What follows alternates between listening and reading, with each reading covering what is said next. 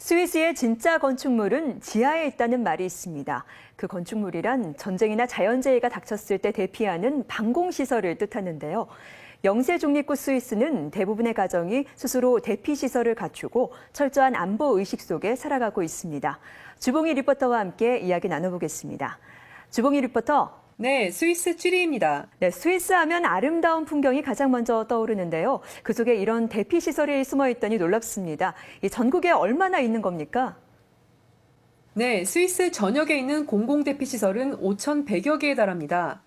한국이 2만 3천여 공공대피소가 있으니 숫자상으로는 스위스가 훨씬 적어 보이는데요.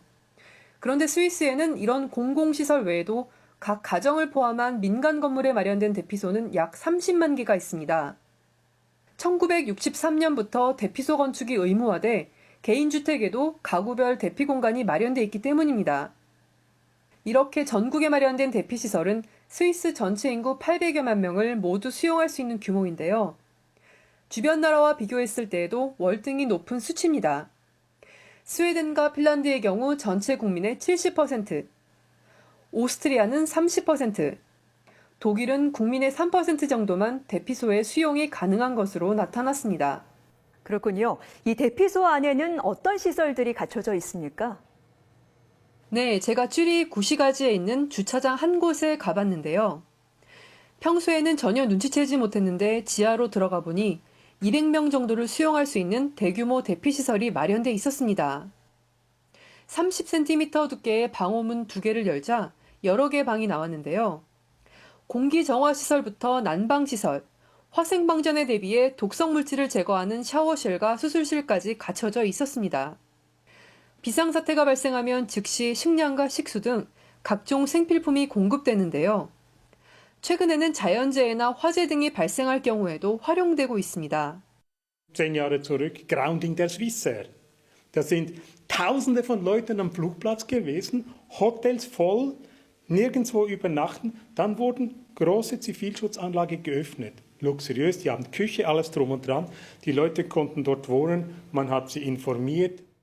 네, 스위스 특유의 정밀함이 이런 대피시설에서도 드러나는 것 같습니다. 스위스는 1, 2차 세계대전 당시에도 중립을 유지한 나라 아닙니까? 왜 이런 시설을 많이 짓게 된 건가요?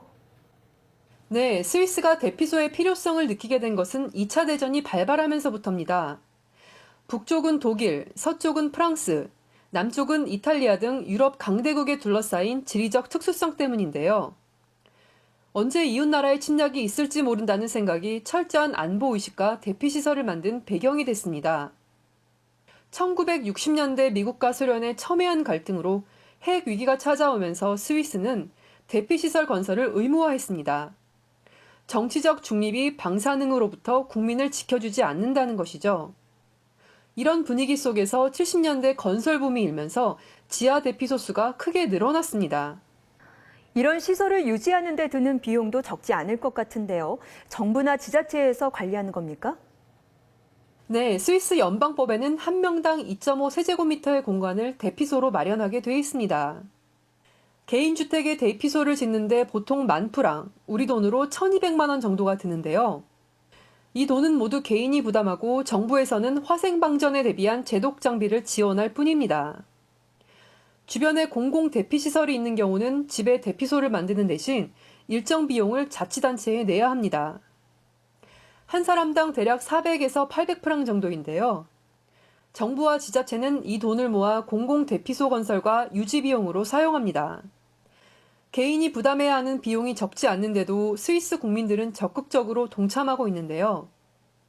지난 50년 동안 전쟁 등 비상사태가 없어 대피소를 쓴 적이 없지만 이런 시설은 안전을 위한 보험이라는 인식이 강합니다. Heute brauchen wir es vielleicht weniger, aber wir wissen auch nicht, wie sich die politische Lage entwickeln wird im Moment. Ich denke, das ist etwas sehr Nützliches, das wir haben. Und wir sind sehr privilegiert in der Schweiz, diese Organisation zu haben, wie sie ist. 내 나라, 내 가족은 스스로 지킨다는 생각이 뿌리 깊게 박혀 있군요. 이 한국의 민방위 훈련처럼 비상시에 대비해 국민들이 참여하는 훈련도 실시하고 있습니까? 네, 스위스에는 현역 군인 12만 명, 예비군이 8만 명 정도가 있습니다.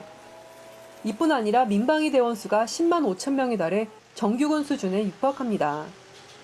스위스 전체 국방 예산 가운데 민방위 등 국민보호부청에 배정된 예산도 1억 2,600만 프랑, 우리 돈으로 1,516억 원에 이릅니다.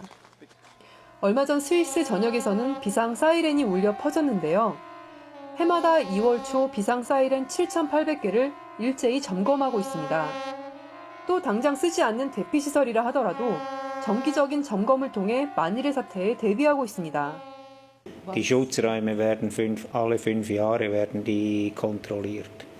Und die Anlagen, die Schutzanlagen, die unterhalten wir, kontrollieren wir 4-mal im Jahr. 전쟁이나 재해는 일어나기 전에 막는 것이 최선이겠죠. 평화와 안전을 위한 비용을 국민들이 기꺼이 부담하고 있는 스위스가 그 좋은 사례가 될 것 같습니다. 주봉희 리포터 오늘 소식 감사합니다. 취리에서 주봉이었습니다.